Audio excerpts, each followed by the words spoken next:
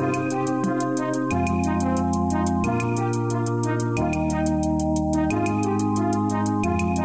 David Pakman Show at davidpakman.com.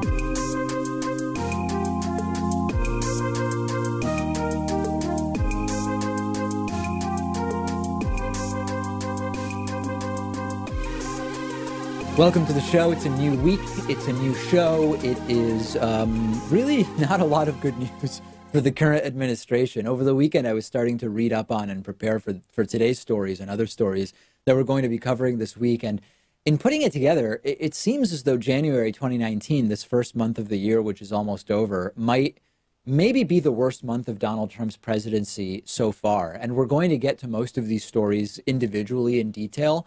But to kind of sum up the big picture for you, the shutdown has indeed ended temporarily, sort of, with Donald Trump achieving nothing other than hurting his poll numbers and bolstering Nancy Pelosi's approval rating. Trump relented and allowed the government to reopen for 3 weeks with no funding for his wall. He's not even going to give his State of the Union speech in the House chamber tomorrow, as Nancy Pelosi said he's not going to. It's still not happening. They're going to have to find some other date on which he'll be able to give that speech. So as a last-ditch effort to be allowed to give his big boy speech in front of the Congress, members of Congress and the Senate, that's not happening. We had close Trump confidant and advisor Roger Stone finally arrested. We've been waiting for this for a while, finally arrested as a result of the Trump-Russia investigation in this pre-dawn raid on Friday morning. Multiple counts against him. He's back out on bail, obviously. He's a wealthy elite. He doesn't have to sit in jail until his trial, actually getting out without even having to pay bail, just on the promise that he is going to show back up when asked. But big trouble coming for him. It's yet more criminality around Trump. Huge story by itself, which we're going to get to later in the show. We also saw in January, Rudy Giuliani, Donald Trump's attorney, one of his attorneys, switch from claiming there was no collusion to claiming he never said that there was no collusion. Another disaster for Donald Trump. And then finally, after months of back and forth about the Trump Tower Moscow deal and plans, we actually got the full plans, confirming that all along Donald Trump was lying when he said it was never anything. There was no plan. It was nothing big. That fell apart, including knowledge that he planned to gift a $50 million penthouse in that building to Vladimir Putin in order to sort of grease the wheels for getting that project moving. And this has all been bad news for Trump. Trump's disapproval now tying the record high of 57% disapproval, and could go even higher in the next couple of weeks, depending on what happens. And then publicly, Trump is losing big on his whole immigration is a crisis storyline. Only 7% of registered voters, as I told you last week, believe that a government shutdown is worth it if it's the only tool that will serve to get money for the border wall, which, of course, Donald Trump ultimately reopened government without getting a single solitary penny for. And then we had the Michael Cohen news. Michael Cohen, Donald Trump's convicted personal attorney, initially changed his mind about testifying before the House because of threats that he received from Donald Trump and Rudy Giuliani. Seemed like that would be good for Trump, that Cohen wasn't going to testify, except that now, and again, we will cover this in detail later on today, a Senate committee has subpoenaed Michael Cohen, and it appears that he's going to indeed be forced to testify before reporting to prison in March, which is also not good for Donald Trump. And then lastly, economically, there are a number of new question marks, which we will talk about not today, but probably tomorrow or Wednesday. The Trump tax cut has completely failed. A new report shows no increase whatsoever in business capital investment, nor in hiring plans by corporations, both of which we were told are just going to go through the roof as soon as this delightful tax cut is put in place for the rich and for corporations. And in fact, we're dealing with the opposite. The Treasury is set to borrow $1 trillion for a second year in a row to finance this massively exploded deficit that we have seen under Donald Trump. So I guess, Pat, if I have to find any upside, because if there's upside, I'll tell you what it is, It's that stocks are up 5.5% so far in January, except it looks like today they're going to give back a couple percentage points. But I guess that's one indicator that's good for some people if you own stocks. Well, I think the highlight of the month for Trump was when he fed the Clemson football team a bunch of fast food, because at least that to some people made him look relatable. But I think if that's your highlight for the month, you're in a bad spot. Yes, if having to go to fast food restaurants to cater White House events because of your temper tantrum government shutdown is one of the highlights of the month, you're probably not doing that well. But they seem to like the hamburgers, as Donald Trump likes to call them. Can't get through that with a straight face. So not a good month for Donald Trump. And let's start digging into the piece by piece of it now. Donald Trump has lost his battle in the government shutdown, border wall, so-called crisis.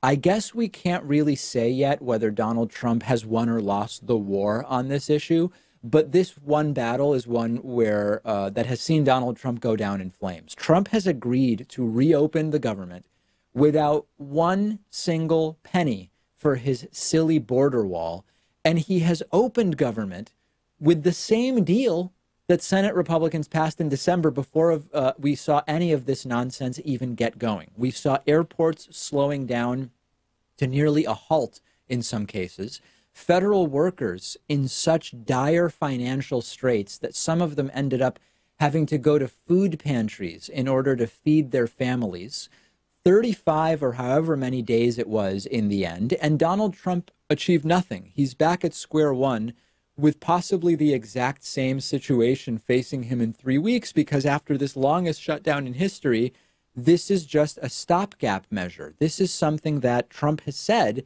if he doesn't get a deal he likes by February 15th, he will shut it down again. And then he says he likely will declare a national emergency to commandeer funding from the military for the border wall. That would be the crisis. There's no actual immigration crisis. Trump using this to justify a national emergency and take money from the military actually would be the crisis. And one of the biggest problems with this whole strategy is that other than ignorant, low information Trumpists, nobody believes that undocumented immigration is a crisis. Even conservatives who want a wall in general understand it's not an acute crisis, and shutting down government over this is a mistake. And forget about the fact for a second that undocumented immigration has been diminishing as a problem for a decade or longer. Even since Trump took office, immigration numbers have been improving. If this is a crisis today, then it was a way bigger crisis when Donald Trump was inaugurated and he had both the House and the Senate, but he didn't do anything about it then. Why did Trump wait until now to say that he now needs border wall funding or he's shutting down the government? Oh, right. Democrats took over control of the House. So in a total major loss, Trump approval is down. Trump got no money for the wall.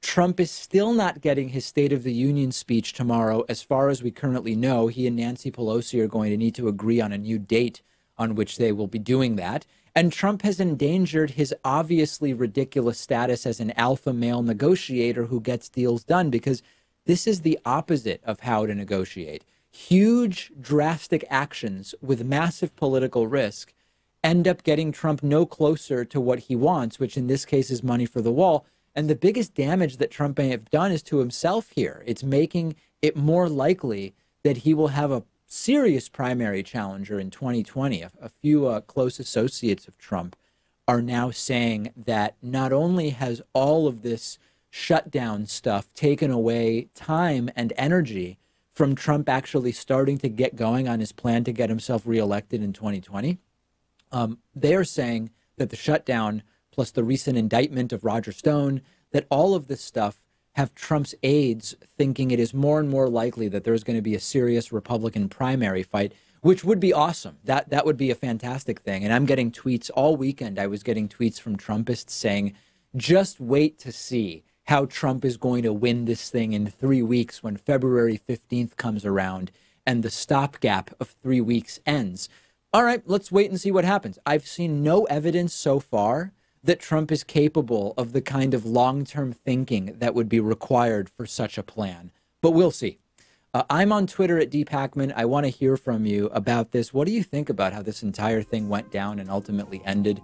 And follow the show on Twitter at David Pakman Show as well. Much more to talk about. Glad you're with us on this Monday. Quick break and back with more after this. The David Pakman Show at davidpakman.com.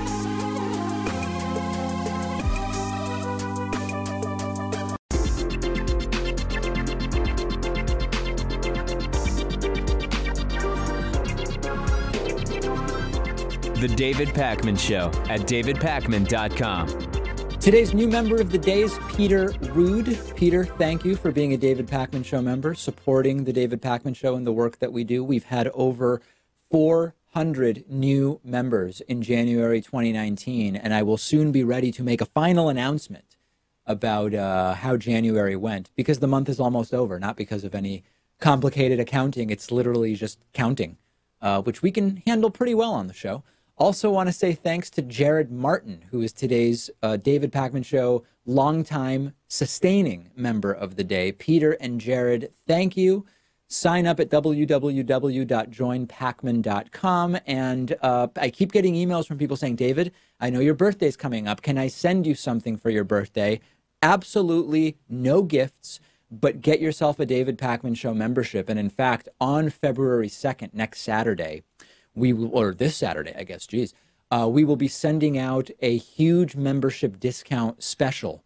And if you want to take advantage of the birthday discount special, just get on our mailing list by getting, you can sign up at davidpakman.com, get our newsletter, and then on Saturday, you'll get an email telling you exactly how to sign up. And hundreds of people expressing interest in that. It's going to be a big, big Saturday. That I can tell you for sure. Okay, when I started preparing this story, I thought that the big news that I would be reporting to you would be plainly that Roger Stone has been arrested and charged with multiple crimes, right? It's another Trump insider who has fallen, getting closer and closer to Donald Trump himself.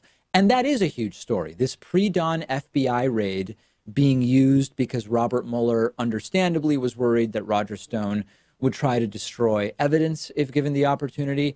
But the even bigger story is that now Roger Stone is no longer ruling out cooperating with Robert Mueller. This is the guy, Stone, who was never going to flip, the guy that Trump was holding up as a hero for not cooperating. He might be cooperating.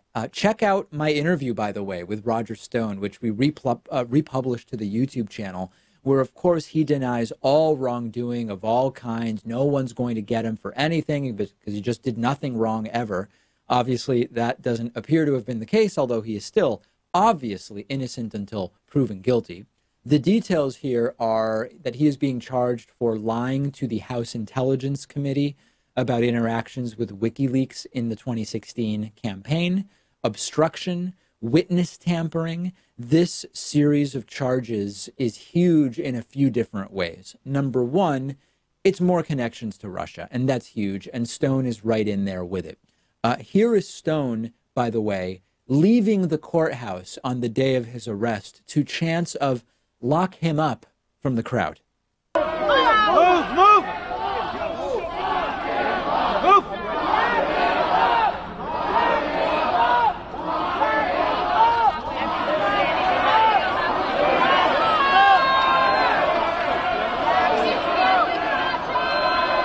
What a show. I mean, just absolutely stunning. So more connections to Russia, more chance to lock him up. But the real question now that we know more about how, yeah, WikiLeaks was involved in helping Trump defeat Hillary. And yeah, Stone was in talks with WikiLeaks. And yes, Donald Trump's public statements about document dumps seem to correlate really closely with WikiLeaks, suspiciously so.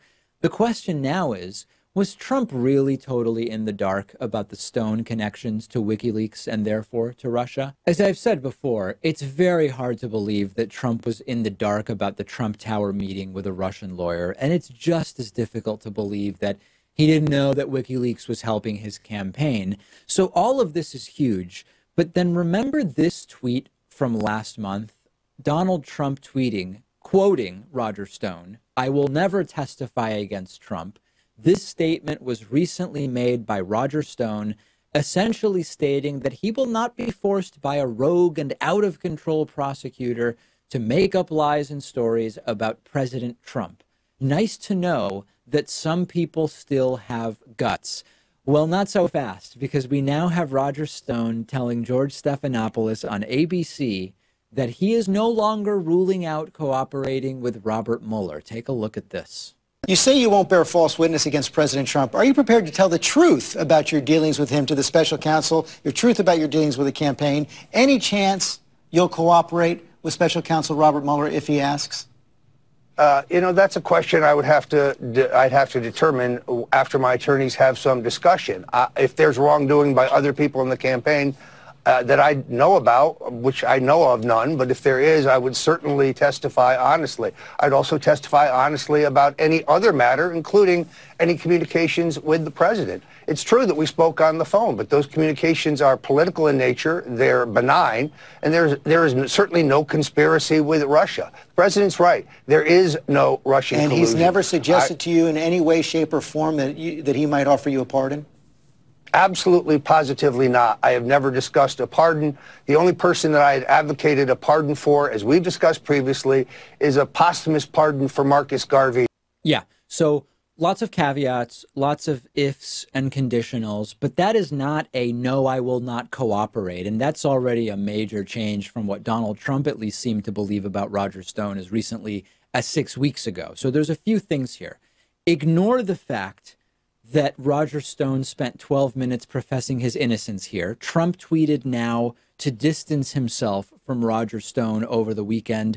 Roger Stone didn't even work for me anywhere near the election, an election, of course, with a capital E, but that's neither here nor there. So Stone understands that he's in trouble because he's now no longer ruling out cooperating with Robert Mueller. Of course, to tell the truth, if he knew of anything which he doesn't know about, he probably sees that Trump is bailing on him, going from touting him as a hero from not cooperating just 6 weeks ago to saying, Roger Stone, who? He didn't even work for me anywhere near this campaign. So read between the lines, and Roger Stone went from it's all a witch hunt to I'd cooperate if my lawyers thought that it was a good idea in the matter of effectively what is just hours. Stunning. We are going to follow it. And of course, it could be a while until we actually see what sort of consequences there are going to be for Roger Stone here, because these things don't always take place as quickly as we might like to see.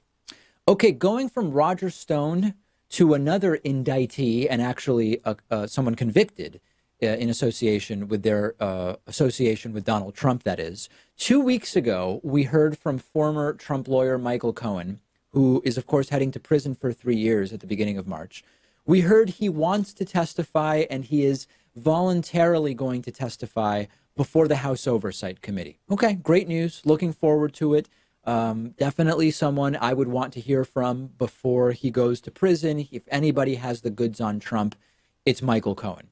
Last week, we learned, okay, now Cohen is no longer going to voluntarily testify because of threats made by Donald Trump and Rudy Giuliani against members of Cohen's family. So unfortunately, it doesn't seem as though we're going to hear from Cohen before he goes to prison, except that now the Senate Intelligence Committee has subpoenaed Michael Cohen for a mid-February appearance, which will likely get him in front of elected officials before he goes to prison. But there are so many caveats here that we have to talk about. Number one, it will almost definitely be behind closed doors. So who knows if and when we will find out exactly what Michael Cohen says.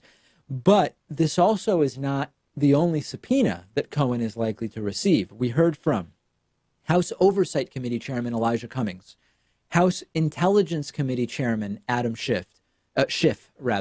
Both are expecting testimony in their committees from Michael Cohen. They may also subpoena him to appear before he has to report to prison on, I think it's March 6th of this year. So more than likely, at least the Senate testimony, we wouldn't know the details of right away, but the details would probably make their way back to Trump, meaning that if Cohen spills goods, we would hear it indirectly via Donald Trump losing it on Twitter.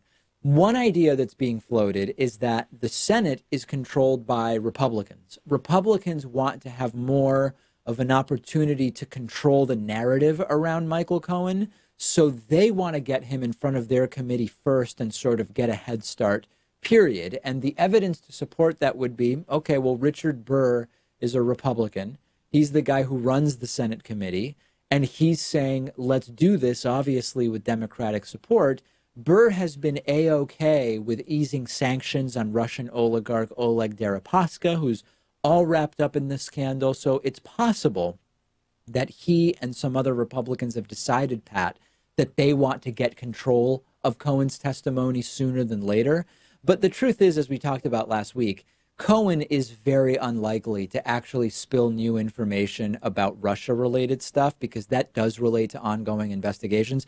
My prediction, Pat, and you tell me if you agree or disagree, is that most of the testimony, whether it's behind closed doors or not, is going to be about mistress payments and sort of tangentially related to stuff that we already have some sense of. Yeah, I don't think we're going to learn that much. Even when these testimonies are held in public, we tend not to hear too many revelations, like when James Comey testified before Congress or Andrew McCabe or Rod Rosenstein. I think this will be more of the same. What I want to hear about more, though, is how Trump and Giuliani threatened Michael Cohen, because that could be witness tampering. Yeah, and so that actually is a story that by not developing over the weekend, it sort of has made it more likely that when Michael Cohen cited threats from Donald Trump and Rudy Giuliani, he was referring to two public statements, that it doesn't actually appear as though private threats have been made. Trump said that it's Michael Cohen's father-in-law that should be looked into.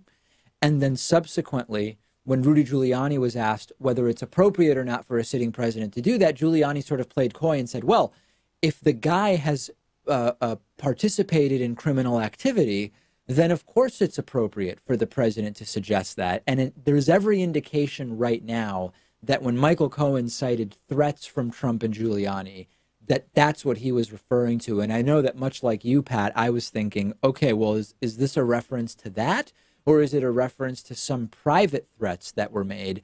At least now, no particular reason to think that private threats were made. But a number of legal experts say that just those public statements from Trump and Giuliani would, in normal circumstances, count as witness tampering. Of course, when it's the president doing it, and the president is already under investigation for a whole litany of other possible wrongdoing, unlikely that that particular instance of witness tampering, as insane as it is for me to say this, is going to rise to the level of being one of the primary targets of investigation against Donald Trump. Send me your thoughts about this. I'm on Instagram at david.pacman. The show is on Instagram at David Pacman Show, very slowly building up the show's Instagram account, now over 5,000 followers. I predict 10,000 not too long from now. We will take a break, and after this break, we're going to have something interesting. I'm going to be speaking to Benjamin Studebaker, who wrote an article about the decline and fall of Elizabeth Warren as he sees it. And we are going to try to hash out what are Elizabeth Warren's liabilities and what are her assets in the context of the 2020 Democratic primary. My prediction is Benjamin and I are not going to be completely on the same page on this one. That's coming up right after this quick break. The David Pacman Show at davidpacman.com.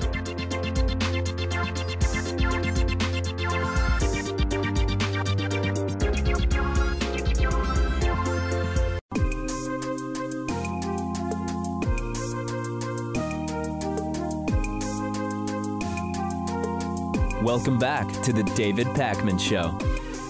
It's great to welcome to the program today Benjamin Studebaker, who is a PhD student at the University of Cambridge, also the author of a very interesting article. I don't remember how I found recently, but I did find it, called The Decline and Fall of Elizabeth Warren, which I read, I think, while on the treadmill at my gym, Benjamin. And even in that circumstance, it still fully captivated my attention. I was able to stay on the treadmill, fortunately.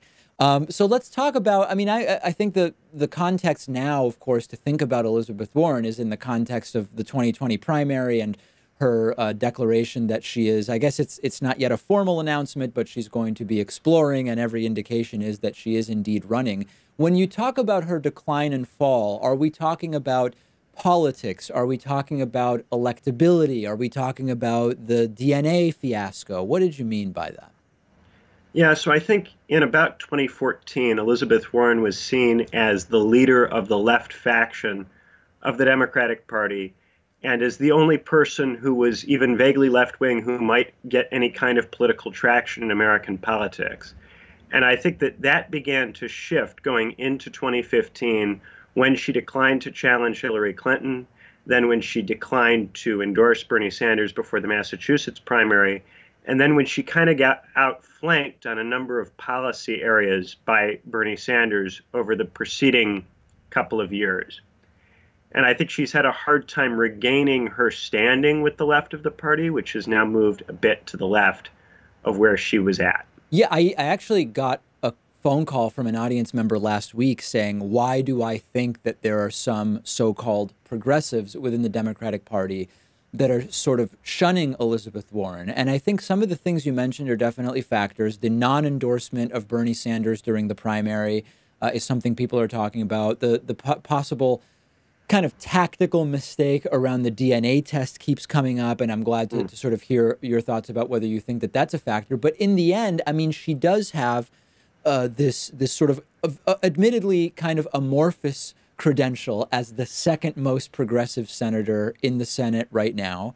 The Consumer Financial Protection Bureau accomplishment is one that I think in the context of vulture capitalism and everything that the left is learning about our economic system, I think that that is also a strong credential. And I actually think that the fact that she has not adopted the term democratic socialist, I consider that a good thing, because there are some Democrats who have incorrectly adopted that term without seemingly understanding that they're actually social democrats, not democratic socialists. So I think that some of the points you make are good, but I question whether some of them are actually features rather than bugs. So I think that one of the things I've noticed with her is that she, for instance, on healthcare, initially before Obama became president, she had healthcare proposals that were not as far left as the ACA. And then after the ACA came in, then she came up with proposals that were a little bit to the left of where the ACA was. And then Bernie Sanders came out with Medicare for All.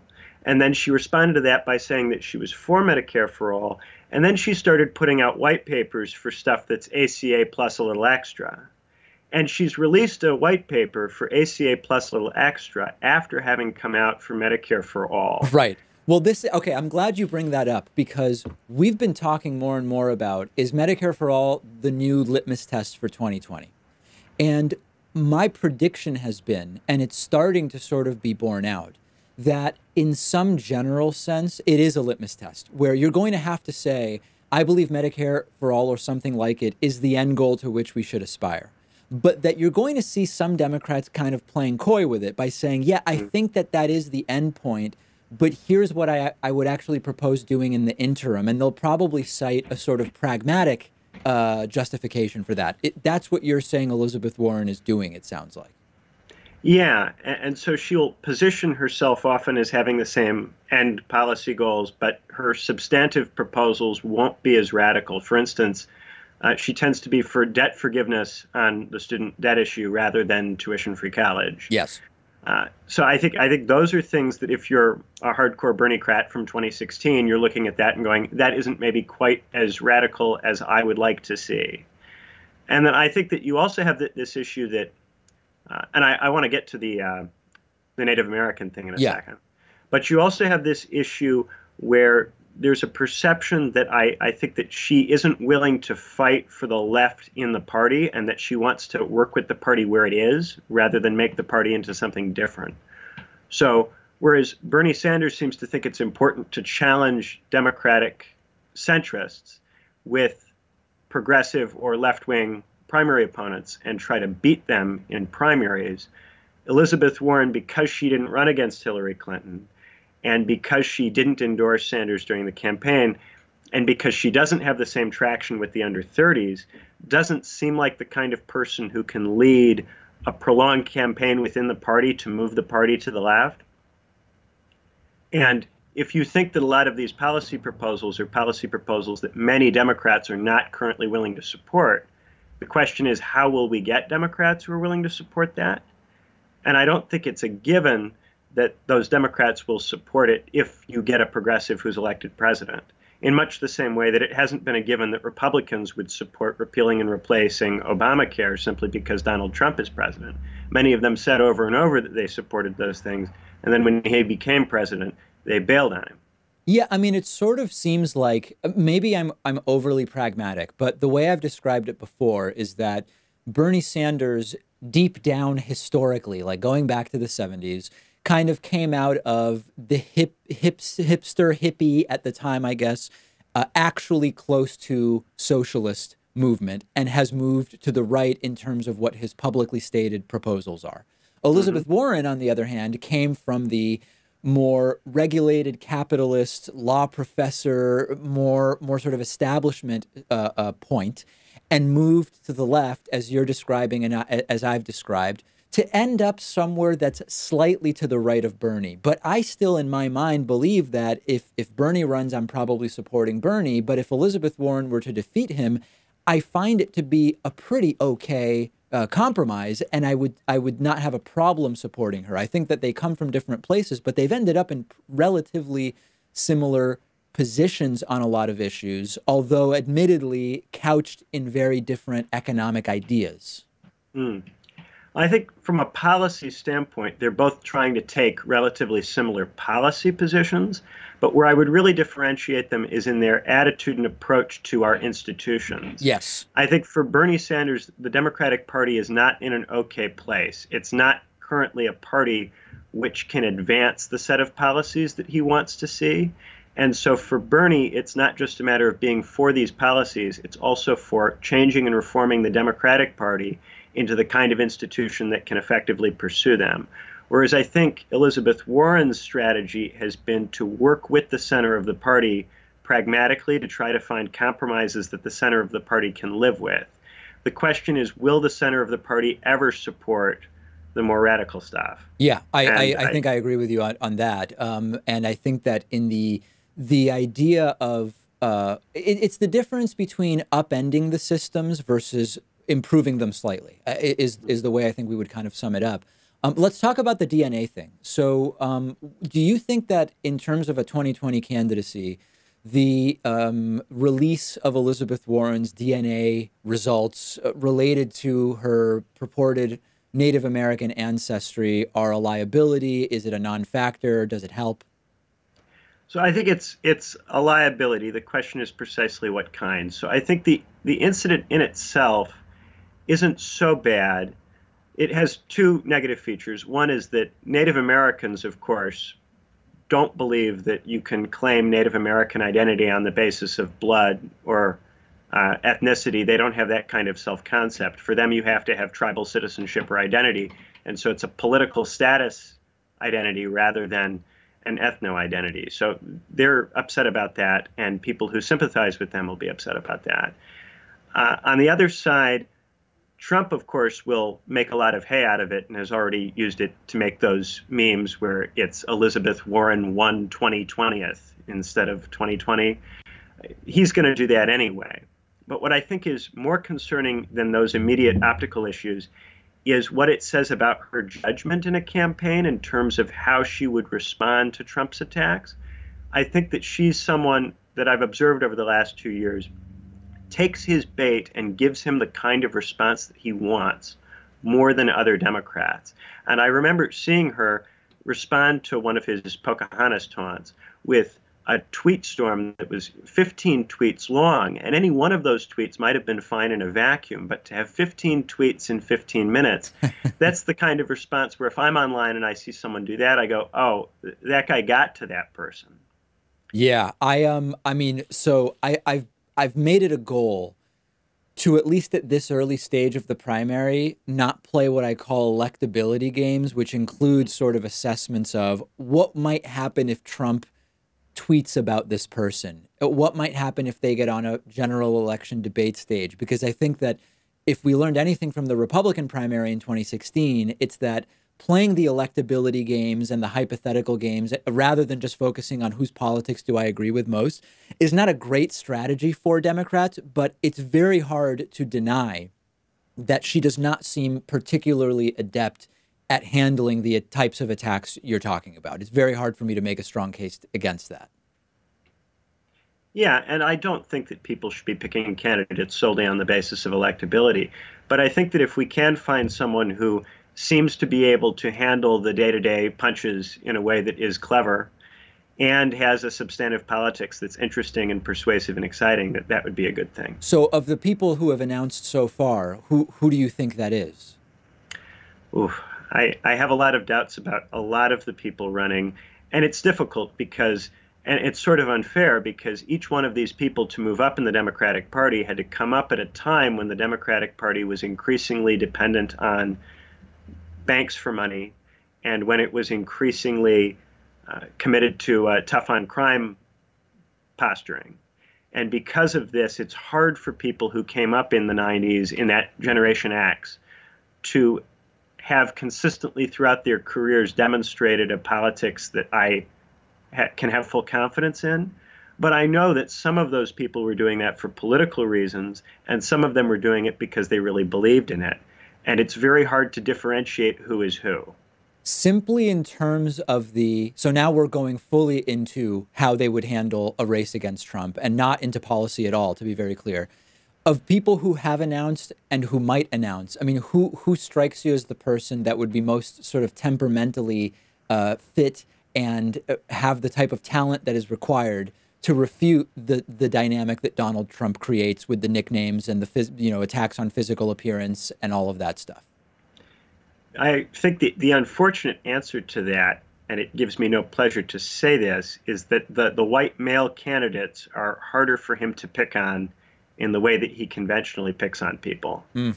And particularly people who are of his generation and close to him in age. So now, interesting, the question is obviously Biden would be one of those people.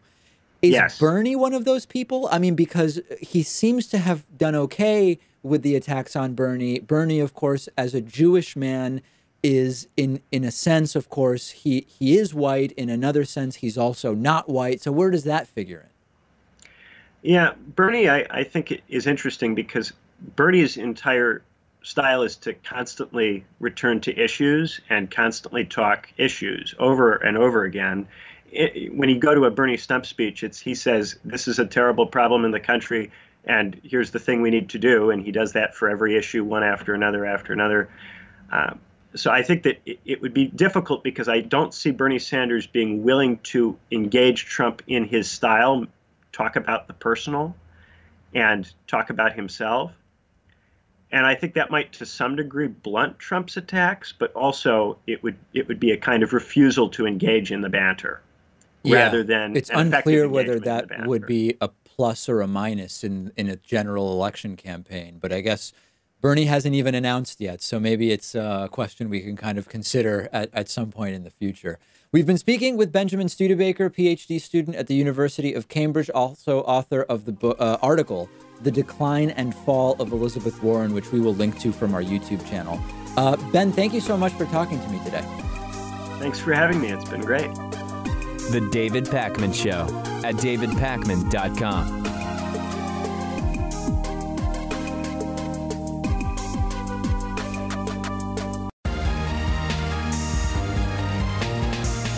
The David Pakman Show at davidpakman.com.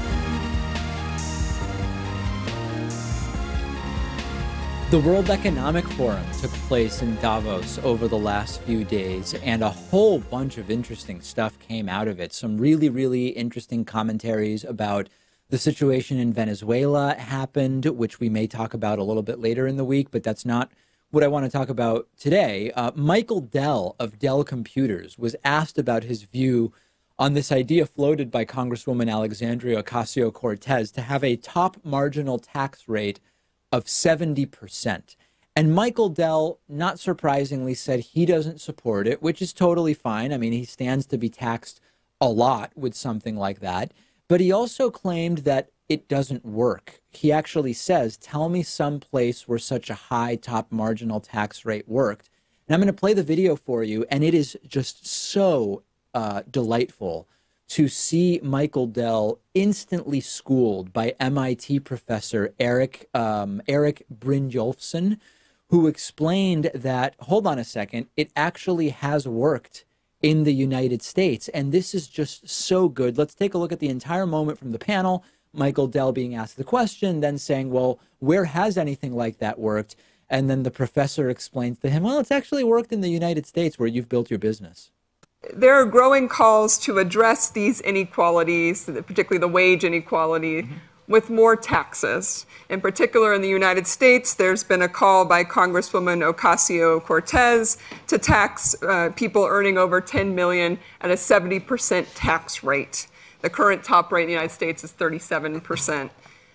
Michael Dell, do you support this?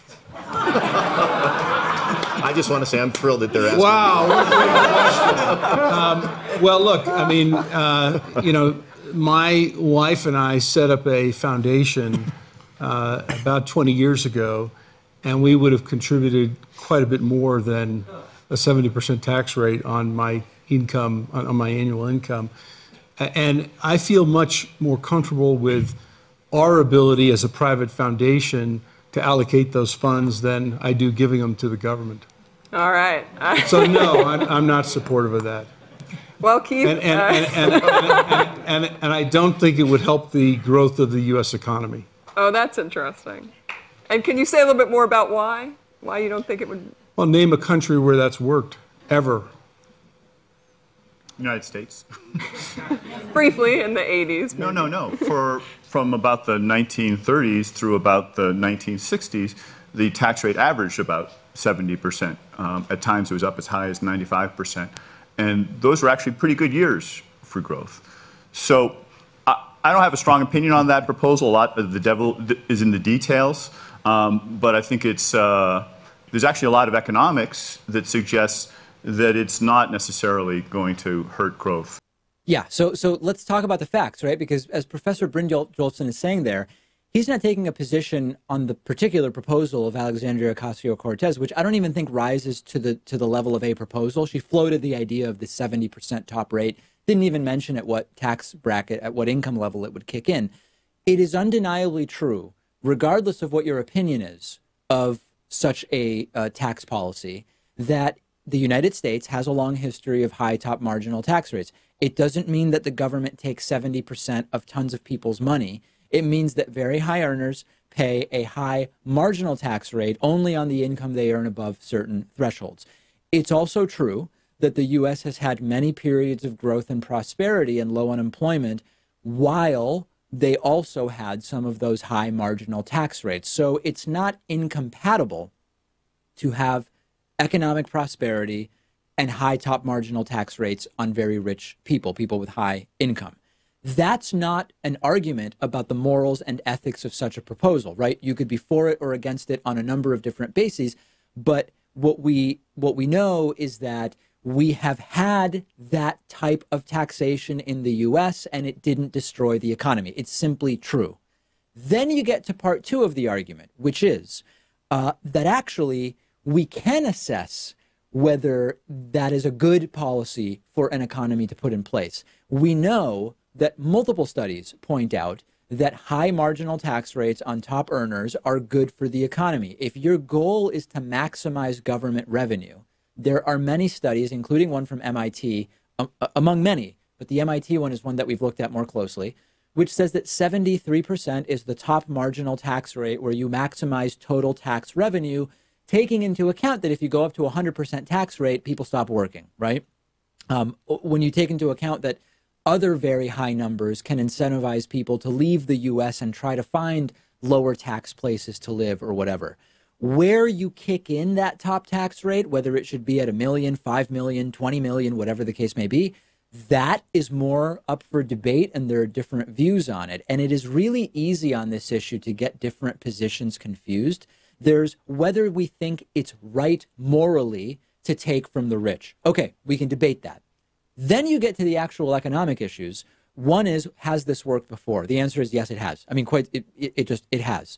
If the goal is to maximize government revenue, we have some idea about what that top marginal tax rate should be, and it should probably be in the low 70s. The most popular argument I've seen lately against such a proposal is if you do that, rich people are going to leave the country, and the government is going to lose out on all their tax revenue because they won't be in the US and they won't be paying taxes here anymore.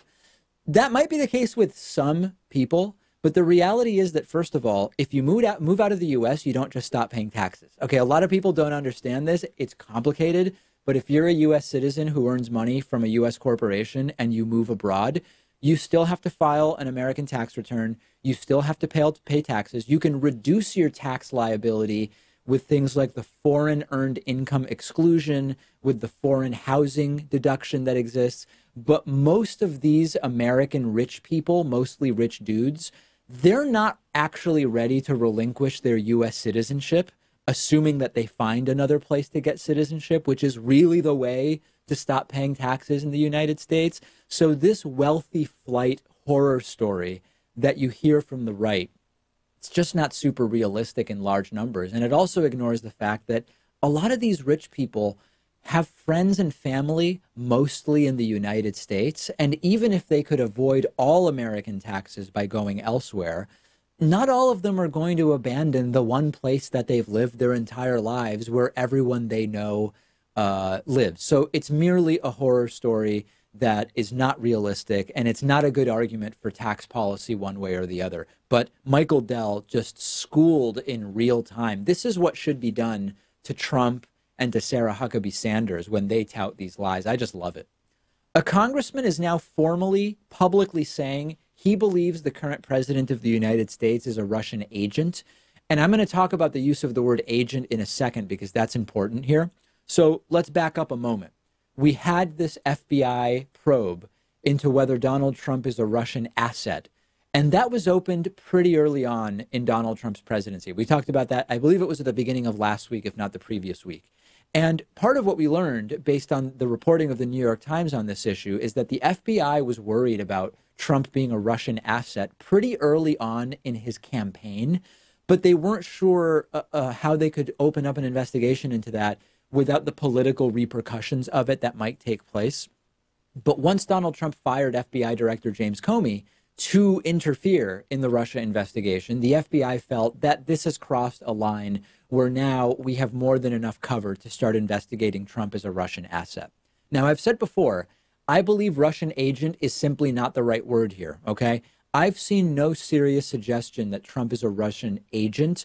An agent would be like an intelligence agent of Russia or something much more formal. Asset is a broader term. Asset could mean Trump's compromised and under the influence of Russia, for example. It could mean that he has been influenced in a way that he's not even aware of as making him an asset, but in a way that makes him useful to Russian interests as someone in power in the United States. In any case, I believe the right word would be, is he an asset, not an agent? But Democratic Congressman Eric Swalwell from California is now saying publicly in interviews that he believes Trump is a Russian agent. Check out this video from an interview he did with Margaret Hoover.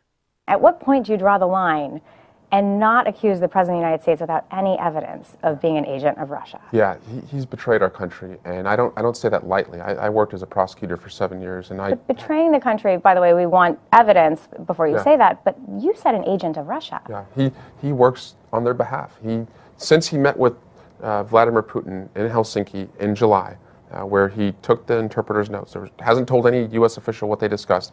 He has taken us out of Syria, which is a top priority of Russia. He sought to diminish or pull out the U.S. from NATO. And he's easing sanctions on Vladimir Putin's friends who are under investigation in the Mueller. He did pass sanctions against Russia. He has armed Ukraine. He has killed 200 Russians in Syria. I mean, those aren't the actions of an agent of Russia either. He signed, I think, begrudgingly sanctions against Russia after Congress and people expressed concern, and he got backed into it. But as soon as he could, he has pulled those away. And so, what makes him an agent of Russia, though? So, during the campaign, the Russians were offering, and we saw this in our investigation, and free press reporting showed this, they were offering their assistance to help him. They were reaching out, whether it was the Trump Tower meeting, whether it was, the number of subject line emails we saw that said, Russia, Putin, Trump, let's connect them, whether it was trying to build a Trump Tower and Felix Sater a Russian American who worked for President Trump, saying if we connect Vladimir Putin and Donald Trump, we can engineer this and make our boy president. He never turned down those offers. In fact, after it was revealed that the Russians were attacking our democracy, he went to a press conference and said, Russia, keep doing it, essentially. So there's a lot in there. Swalwell says Russian agent, but what he's describing is actually a Russian asset. Again, so I think it's a tactical mistake to use the wrong word, because now Swalwell is going to get absolutely crushed about that. Because again, Trump is not a Russian agent. That doesn't make sense based on what we know. He's a Russian asset, if anything, and that is the word that really should be used. But when I watch this, Pat, what I see is Eric Swalwell, a guy who's on the House Intelligence Committee, who knows a ton of stuff that is not public. I see a guy who has come to his conclusion that Trump is a Russian asset on the basis of stuff that he has seen behind closed doors, and he is trying very hard to make a case for that only with what is okay to say publicly. And that's what I see here. This is not a guy who, by virtue of his role on the House Intel Committee, is going to make this allegation if he doesn't think he has the evidence to back it up. It's just that he can't really make the case publicly because so much of what he's seen is not public at this time. That very well may be the case, but given the fact that he can't offer up that information, I think it makes it fall flat. Because if you're going to say that the guy is a Russian agent, I think you have to present some supporting evidence to that effect if you're going to go on TV and spout that. And I think at the end of the day, these words do matter. Same thing when Democrats like Bernie Sanders and Alexandria Ocasio-Cortez go out there and say that they're democratic socialists when they're actually social democrats. I think you're just opening yourself up to criticism, and it's completely an unforced error. I think it would have been smarter for Swalwell, first of all, to say Russian asset and not agent, and to say, listen, I am privy to a lot of classified information because of my role, and I can't actually talk about that right now. But where was the evidence when Donald Trump claimed Hillary Clinton committed crimes which should put her in prison? Where was the evidence when Donald Trump claimed that Obama spied on him? Where was the evidence that Obama wasn't born in the United States when Donald Trump was claiming that? Since when has evidence been required to make outrageous claims? I actually happen to have knowledge here. You will find out about it in due course, or something like that. And most importantly, he really should have said asset and not agent, because agent has one meaning and asset has another meaning. And I've seen nothing to suggest that Donald Trump is a Russian agent. So certainly at minimum, a tactical mistake by Eric Swalwell. But hopefully at some point we'll know why he's come to that conclusion. We have a voicemail number, 219-2-DAVID-P. There's this really unhinged anti-Semite who calls in very, very often. And we usually don't play his voicemails for a variety of different reasons. Here is one that I do want to play for you just to show you the type of stuff that we're dealing with on a daily basis. Hey, you socialist. You know, you and AOC should go back to Argentina where you belong. You're both a bunch of idiots. You're the bloody hemorrhoids on a hairy ass, you socialist. All you want is votes for the Democrats. Why don't you go back to Argentina? Maybe you can wipe your ass there. Wipe both your asses, you and AOC. Yeah. I'm not a socialist. I don't know why this keeps coming up, but I'm not a socialist. And the idea that, I mean, listen, Alexandria Ocasio-Cortez is Puerto Rican by heritage. And she's American, of course, as all Puerto Ricans are. I don't know why she would go to Argentina at all necessarily, and certainly I don't know about going back to Argentina, but this is the type of stuff that day in and day out we are fighting against, and this is why you're not going to convince that person to change their vote, right? Get 10 people to vote who would have stayed home, because it is a waste of time to try to change the minds of people like that. Just don't do it. That can't be the strategy for the left in 2020. We've got a great bonus show for you today. I'm out of time to tell you what is on it, but it's a good one. Become a patron, become a member. You'll get instant access, and I will see you then.